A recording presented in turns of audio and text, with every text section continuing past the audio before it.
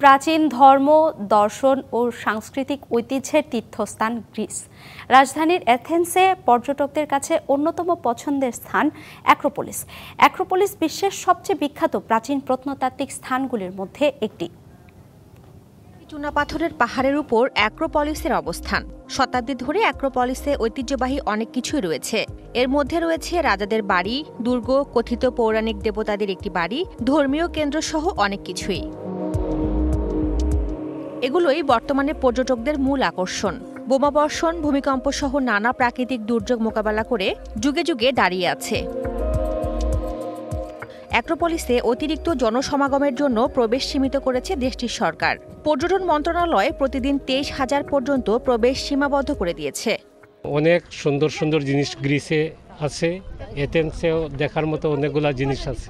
এটার সৌন্দর্য উপভোগ করতে বিশ্বের বিভিন্ন দেশ থেকে পর্যটকরা আসছে, আমরাও আসছি। অ্যাক্রোপলিসের স্মৃতিগুলো প্রাচীন গ্রিসের ঐতিহ্য বহন করে এবং এখানে রয়েছে বিশ্ববিখ্যাত গ্রিক দার্শনিক সক্রেটিসকে বন্দী করে রাখা সেই কারাগার, যেখানে সক্রেটিসের দরবার হল ছিল এবং পরবর্তীতে শাসক তাকে জেল দিয়েছিলেন। সেই এরিয়াটা দেখার জন্য বিশ্বের পর্যটকরা এখানে ছুটে আসেন। ছোটোবেলাতেই সক্রেটিসের নাম শুনে আসছি, তাই আমাদের অনেকেই আগ্রহ ছিল গ্রিস দেখার জন্য। অবশেষে আমরা গ্রিসে আসতে পারছি, তাই এখানে খুবই আনন্দ লাগতেছে। গরমের মৌসুম শুরু হয়েছে। সংশ্লিষ্টদের আশা এবারও পর্যটন খাতে অনেক আয় হবে। DBC news desk.